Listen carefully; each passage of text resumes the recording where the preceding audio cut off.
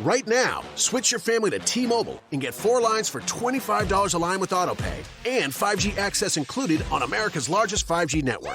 So don't wait. Get unlimited and nationwide 5G access for the whole family for just $25 a line. Visit a T-Mobile store or T-Mobile.com today. Plus taxes and fees. Customers may notice lower speeds and further reduction if using over 50 gigs a month due to data prioritization. Video at 480p. Unlimited while on our network. Qualifying credit and 4+ lines required. Capable device required for 5G. Coverage not available in some areas. Some uses may require certain features. See T-Mobile.com. Hi, it's Peter Raschuti from Out to Lunch. I'm looking forward to inviting people to have lunch with me again soon. Till it's safe to do that, let's revisit this conversation from pre-COVID days. Major support for Out to Lunch is provided by the law firm of Jones Walker, established in 1937 with over 375 attorneys in offices throughout the U.S., providing a comprehensive range of services to a local, national, and international client base. JonesWalker.com. And by Hancock Whitney. Hancock Whitney is here for families, here for businesses, here for communities during this challenging time. Visit HancockWhitney.com/COVID-19 for the latest. And by Short & Associates, legal recruiters in Louisiana and Texas.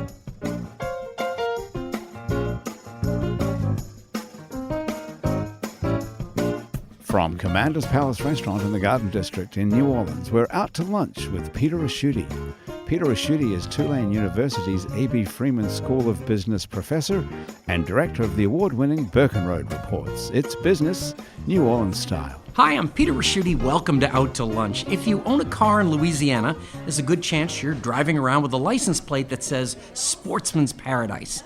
Even aside from the obvious sexist implication, there are a number of ironies about this state-sanctioned slogan. First, despite the exemplary records of the Saints and the LSU Tigers and the national profile of the Pelicans, the sports the slogan is referring to are not football or basketball, they're hunting and fishing. Another irony is that we're so good at hunting here that at one point we killed nearly every alligator in the state. Because of that, in 1987, the state of Louisiana embarked on a rescue mission. They came up with a scheme for reestablishing the alligator population through regulating alligator ranching. Those regulations are still in place today. They stipulate that all alligators in the state have to be raised in approved ranches. When gators reach 4 feet in length, 10% of them have to be released into the wild. As a result of this program, the current statewide alligator population is estimated to be 3 million. So there's the final irony. The self-proclaimed paradise for hunting is actually the home of one of the most successful animal conservation campaigns anywhere in the world ever. The most unique of the 35 approved alligator ranches in Louisiana is in Covington. It's called Instigator Ranch. Besides raising 2,000 alligators, Instigator Ranch is the only gator ranch in the state that is open to tourists. They get about 25 to 30,000 tourists a year. John Price started the ranch that grew into Instigator with his first alligators in 1989. John, welcomed Out to Lunch. Well, it's nice to be here. Thank you for having me. Maybe you've been doing the math over the last couple of minutes. If they release 10% of the alligators on 35 ranches and they've turned into 3 million wild alligators, what happens to the other 90%, which would be somewhere around 30 million alligators? Apart from the gators who entertain tourists on John's ranch, the rest of the millions of them become meat and hides. Some of those hides become belts. Crescent Belt Manufacturers has been making belts since 1926. Bob Friedrich bought the business in 1995 after he retired from a career in the military where he was a colonel in the prestigious 101st Airborne Division. Today, Bob ships alligator belts and a wide range of other belts too, including rattlesnake, bison, and ostrich all over the country from his factory in Slidell. Bob, welcomed Out to Lunch. Glad to be here. Thank you. John, let's start with the most obvious questions. One, why are you the only gator ranch in Louisiana that's thought to diversify into tourism? And two, what do you think is the overriding reason that nobody else in the gator ranching business wants to fool with tourists? Well, a couple of reasons for that. One is that alligators, believe it or not, are very sensitive animals. They're affected by people visiting them, especially in a non-scheduled situation. So what we've figured through the years is that we're able to time the visits to the alligators, and then they expect us to come. And not only that, we're feeding the alligators. The customers, the visitors are feeding the alligators, and so they're expecting food. And that gives them a little positive reinforcement for doing something that they wouldn't naturally want to do, which is generally be around people. Alligators are not aggressive, but they certainly would tend to go the other direction when they saw people out in the wild. They like people and they're sensitive. That is such a media breakthrough. I've never heard that said. That is. Hey, what's the thing I've heard, but I've never quite confirmed? If you raise them in a hot temperature, they become one gender, and if cool temperature, the other gender. Is that right? Well, more or less, yes. If you incubate the eggs at 92 degrees, you're going to get about nearly 100% males. If you incubate those same eggs at 86 degrees, you're going to get nearly 100% females. But the ranchers have figured out that if you incubate the eggs at 89 degrees, you're not only, of course, going to get a mixture of males and females, but you're going to produce a healthier alligator that's going to grow faster. And science has proven possibly even faster throughout its whole life, not just on the ranch until it's released. Why does nobody else have a tourist gator farm? It's everybody seems to just be sticking with raising the alligators. Is it something you like about it particularly, or is it just good diversification? It is good diversification. I decided years ago, back in the late 90s, that I had to either get bigger, substantially bigger, or diversify, and I chose diversification. We now raise alligators just like all the other ranchers do and perform our business just like they do. We just happen to do it with an audience. The others, they don't do it because it's a whole nother job. It's a whole nother business. They either didn't want to do it for that reason, or possibly, and most likely, they didn't want to do it because they were concerned for the quality of the alligator skin when you have people surprising them all the time. And like I said earlier, we figured out a way to not have people surprise them. To have Speaking them of surprise, do you do birthday parties and things like that? We sure do. Do they come, or do you bring the gators to the party? We do both. We can bring alligators to your house and play with them in your backyard if you like. We're doing this next. This is going to be great. Now, Bob, when you got out of the military, you were young enough to start up a second career. Over the past 25 years, you've turned crescent belt manufacturers into a very successful business. When you started out, did you find that the responsibilities that came with being a colonel in the military were transferable to the belt business, or was the transition not so simple and you had to learn everything new from the ground up? Some of it was transferable, but business in the business world and Army business are significantly different. When you get in the business world, you've got, dollar sign. When you get when you're in the Army, you get handshake, and there's a significant difference in that. I may have been a slow learner, but we're doing great and work with people like John to make belts for him to sell, and we sell right now all over the country. So I've been able to catch this together. You at the facility, you sell money clips and wallets and things like that. Some of them are actually produced by Bob. That's exactly right. This is really working right out. Right now, a majority of our belts are being produced by Bob. Bob, when you took over, it was an existing business. What were the first couple of things you changed? First couple of things I changed were some of the belts that we were making. The company was only making alligator, lizard, shark, and calf. That's all the belts they were making. And you're up to how many different? 20. So Wow. The latest edition is zebra. But I looked at that, and then a year after I was in business, I realized that we needed to have better equipment, because every belt tip we cut, buckle in, tip in, made no difference. We did with a handheld die and a mallet. That's old school. That's old school. But given that as it was, Charlie's business had a good reputation. So I brought in a hydraulic machine so we could punch the tip ends and the buckle ends together. At that point, we had to move because we could not put that machine where we were. So we moved to the St. Bernard Port facility. It made a significant difference in our business and taught me a lot. I can make those belts with a 6-inch tip. I can make belts with a 7-inch tip. I can make belts tapered to 1-inch, tapered to 3/4. Can you make them quicker? Oh God, yes. Yeah, we make them a lot quicker. It's significantly different to put the belt into the Bebo and set it up and just push buttons. 2. Can't use a hydraulic without 2 buttons. And set the belt up, as opposed to trying to line up a belt with a handheld die and whack it with a old-time mallet. Okay.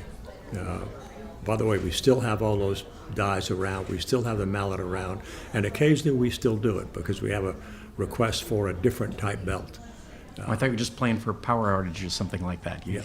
You can keep going. Besides selling to John, where is your market? Are you selling mainly to individuals or department stores? How does it work?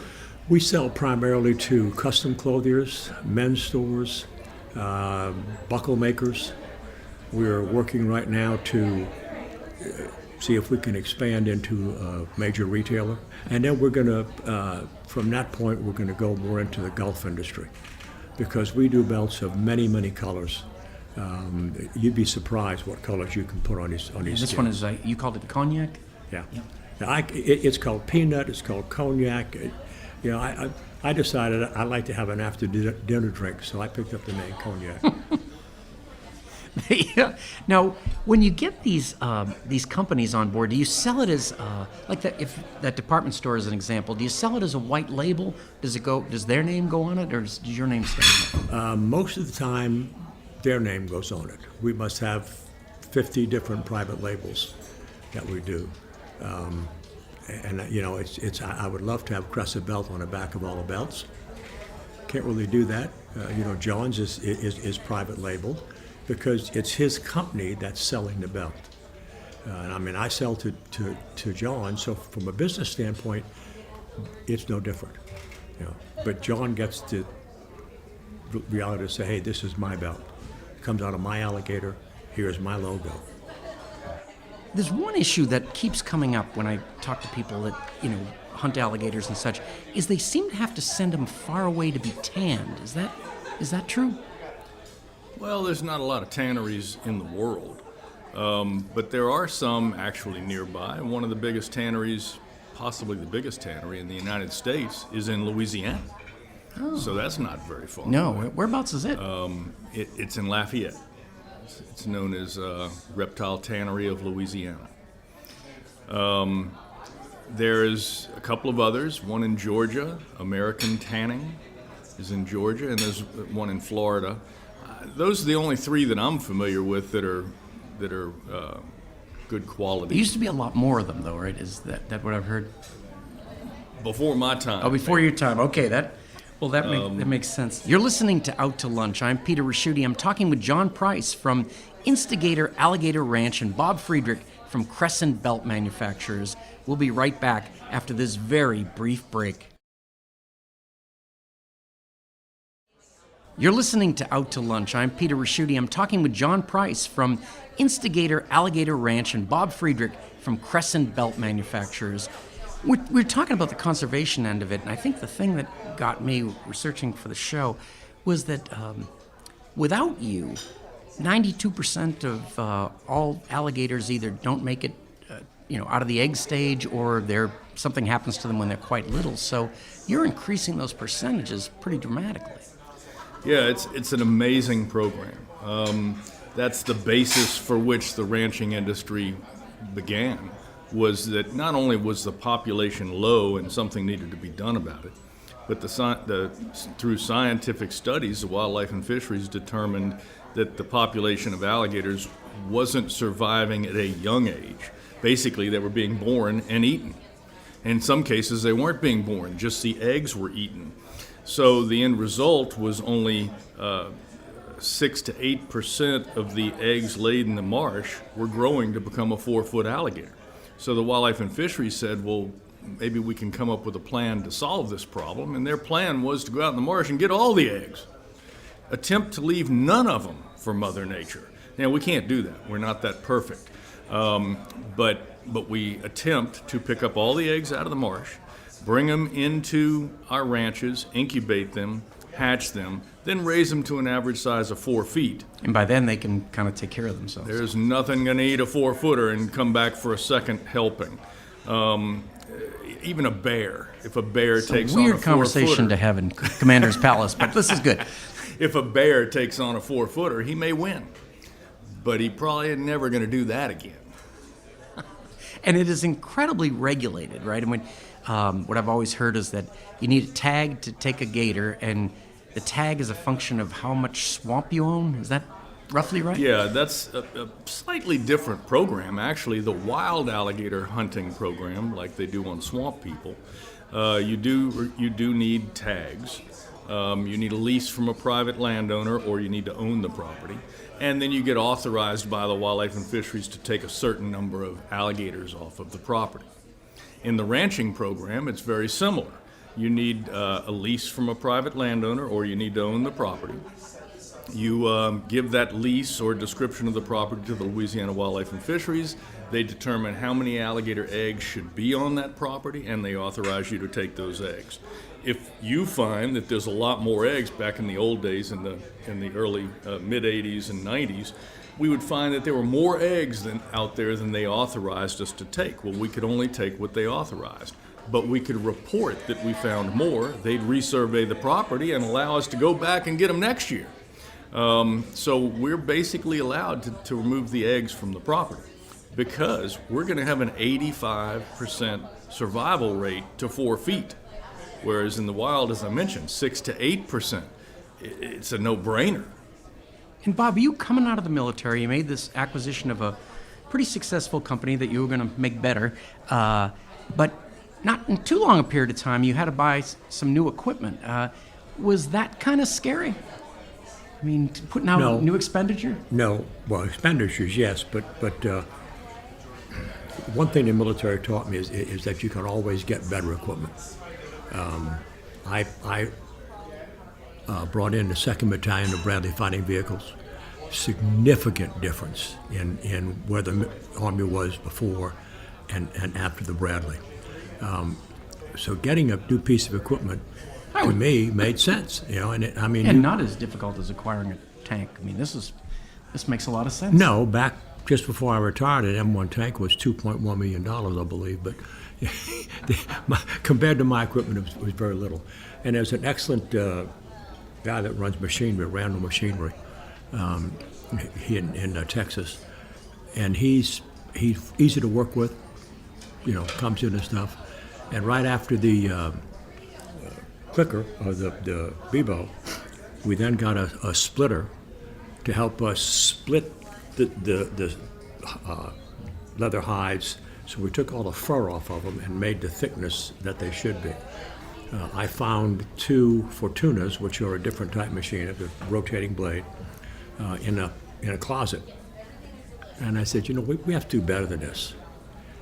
When I first bought the business, the way to cut strips for alligator was to slide the machine over, put it on boxes, take boards from the box to another box they could go into, and run the leather through it. And I went, no, there's got to be something different we can do with this.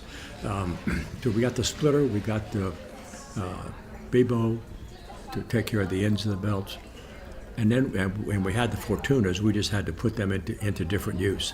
I mean, my shop right now has one Fortuna that bevels on a liner, one that splits it down for the buckle end, 2 that work on alligator or lizard or anything else and trim the edges down. So we've spaced the work around as opposed to having to change equipment, to change what we're doing on a different piece of equipment.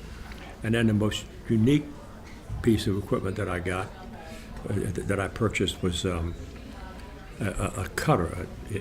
I want you to imagine a 5-foot paper cutter. Okay? And I was told when I bought it by John Katz, it's a good friend, that it was brand new. Well, this thing has a huge cast base. And we're bringing a cast base in. I looked at it and it said 1879. I said, John, this isn't new. He said, yes, it is. They don't make them anymore. It's the newest. Yeah. Now, this is sort of the elephant in the room for both of you, Bob and John, but not too long ago, California tried to pass a law that I guess no alligator products could come into the state. What do you think? Is this a trend, or is this just kind of a one-off, or? I guess that's yet to be seen. I think it's a one-off.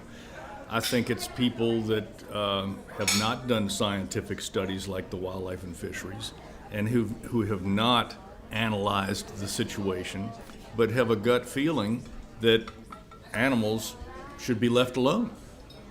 And I think that's just absolutely incorrect. We've proven that in the case of the American alligator, man's involvement in nature is better than man's non-involvement in nature. We've proven that by having the population, as you mentioned that it was low. When this industry started in roughly '86, the population of alligators was 500,000.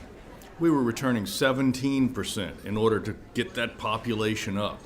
The population began to grow, and in 10 years after we started, the population had grown to 2 million. And what does into the wild mean? What would I see John just carrying him over the shoulder and putting him in a bayou somewhere? Yeah. I like the visual. I use the term wild, but it is the wetlands of Louisiana, the marshlands, swamplands.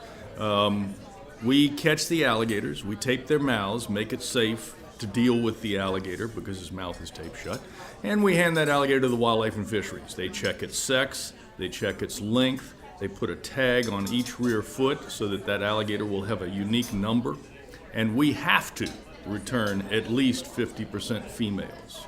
We can return 100% females, but we have to return at least 50%. So we return these alligators to the wild in a sack. We take them in sacks, put them pile them up in the boat, take them out into the marsh, and let them, or wetlands, and let them go from the sack into the water. You know, I'm not going to go to the next place logically, which is how you tell the difference between a boy and a girl. Alligator. I'm just going to move right on to something else. There's one. If I can interrupt, the California program, I believe, has been pushed back 3 months, mostly through the work of Louisiana and Christy Plott at American Tanning. And as John says, if they'll pay attention to science, as opposed to what I think on Sunday morning, we can probably get that removed. But from my standpoint, I have customers in California. We don't know what we're going to do.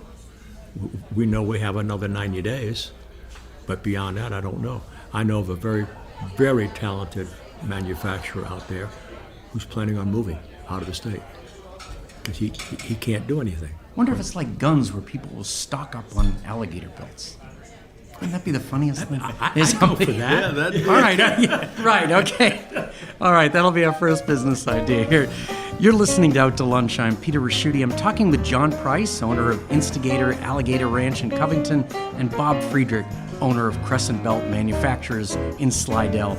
John and Bob, this is the part of the show we call your brother-in-law. You've quit work for the day and you're heading out for dinner when your phone rings and it's your brother-in-law. He usually only calls when he needs to borrow your pressure washer, but this time it's different. This time he has a business proposition for you. John, your brother-in-law says you're sitting on the greatest idea of all time for a reality TV show. He says, think back to the huge success of Duck Dynasty.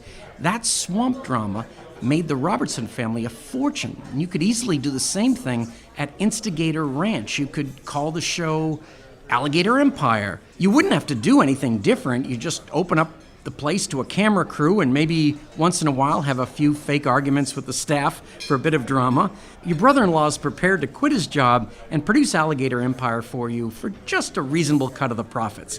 What do you tell him, John? Is Gator Ranch reality TV show a great idea or what?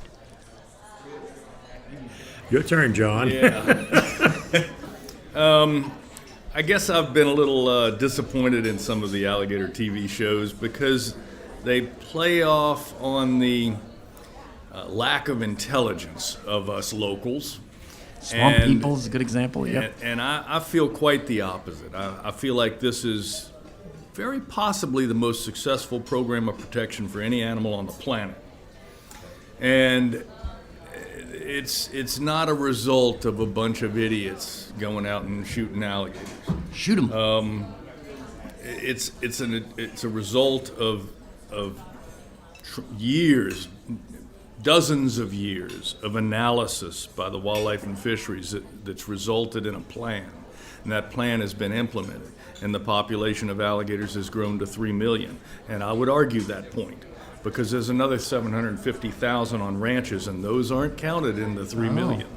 So if for some reason they were all to get out, they'd be 3.75 million. And that would be a wild city. That would be. And I will tell you one thing that's happened with me when this Swamp People came out. I had to take time to explain to my customers that no, that was not how you did it. You know, it was strictly for television. I mean, no one hunting alligator would stand off at 100 yards and try to shoot an alligator in the head.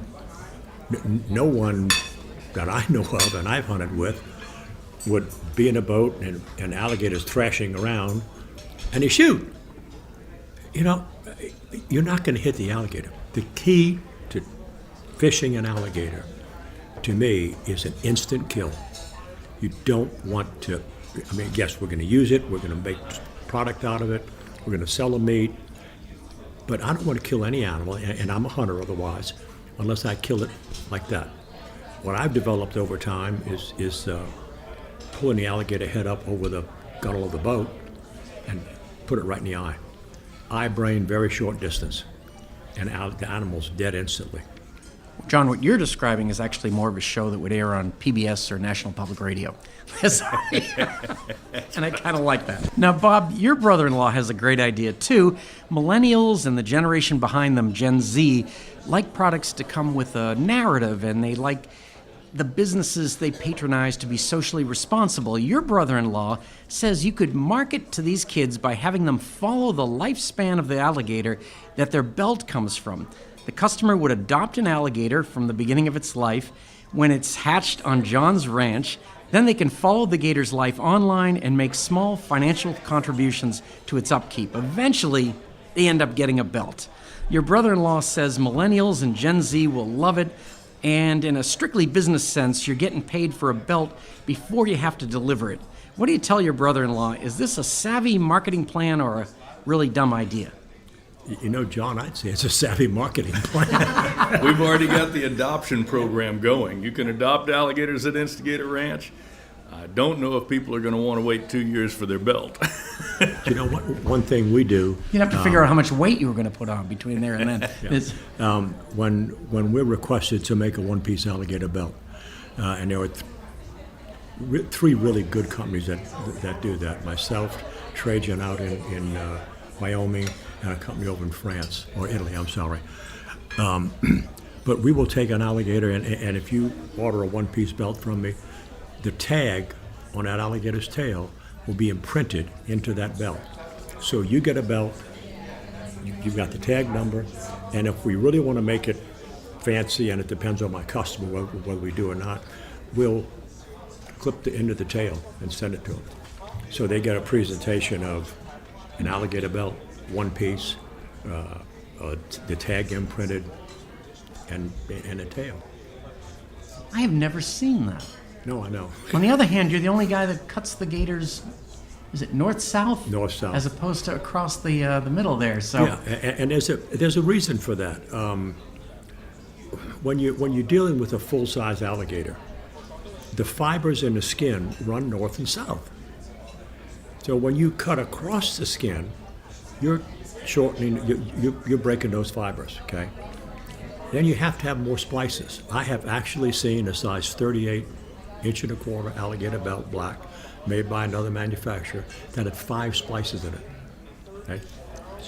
I mean, it's why do that? Why not work with the quality of the skin?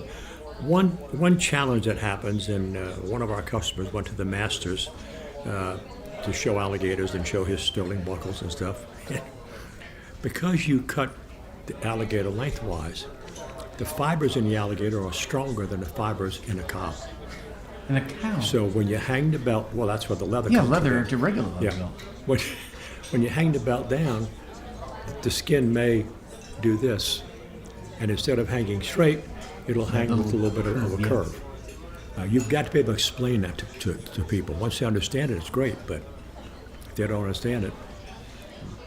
Well, I need one last thing from both of you, and that is, if you're approached by a gator, what are you supposed to do? Are you supposed to be like with a bear, just run or be still? It depends on whether you're faster than the guy next to you. Generally speaking, they're not going to chase you, period. So I would back up. But yeah, there's rumors that you should zigzag. Yeah, That's ridiculous. That's ridiculous. I'm wasting a lot of time zigzagging. Yeah, and not only that, but they don't see well straight ahead. They can see straight ahead, but what they typically do when they're feeling threatened is they open their mouth. Well, once they open their mouth, they can't see anything. So that's the best place to be. You don't want to be over there and have him go, oh, there he is. Oh, there he is. How does it work again where they always say that if his mouth is closed, you could just keep it closed very easily, but just with 2 fingers. And then, but once he opens his mouth, that's where all the jaw power is? Yeah, and that's a little bit of a wives' tale as well. It is easy to keep an alligator's mouth closed. However, it's not easy to keep his head still. So when he starts to shake and you lose grip on the mouth, you better be ready to be gone. Boy, a lot of myths have been knocked out here. This is what makes a good show, I think. The alligator is an omnipresent symbol of Louisiana. They appear everywhere from T-shirts on Bourbon Street to state-funded worldwide tourism campaigns. Even with all that universal attention, John, you've managed to carve out a unique alligator business. And Bob, you've been smart enough to go into a business making something everybody needs and to keep a local business running continuously for what will soon be 100 years. It's been really great to meet both of you. Thank you both for taking the time to join me today on Out to Lunch.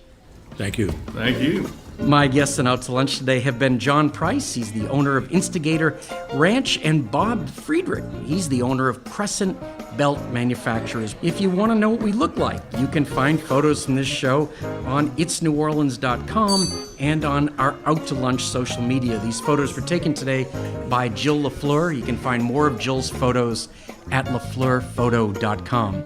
Out to Lunch is a production of INO Broadcasting for itsneworleans.com and WWNO 89.9 FM. The producer of our show is Grant Morris, our technical producer is Eric Merle, and our researcher is Maggie Mendel.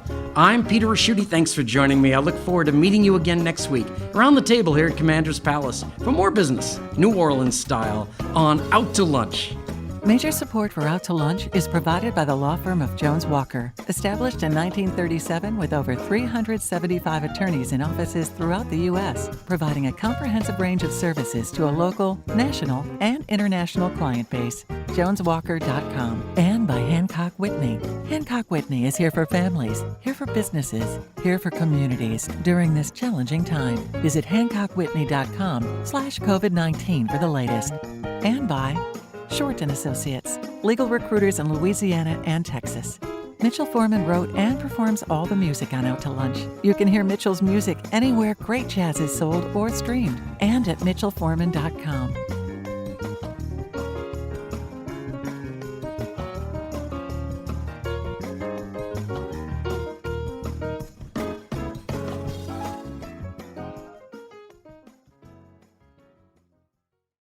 Brought to you by The Fugitive, only on Quibi. Kiefer Sutherland from 24 and Boyd Holbrook of Narcos star in this edge-of-your-seat crime thriller series that packs a cinematic punch. The story follows family man Mike Farrow as he attempts to evade Detective Clay Bryce. After being wrongfully accused of an LA subway bombing, Mike must prove his innocence by tracking down the real culprit before he runs out of time in this modern take on the classic action film. Download Quibi and watch The Fugitive, now streaming.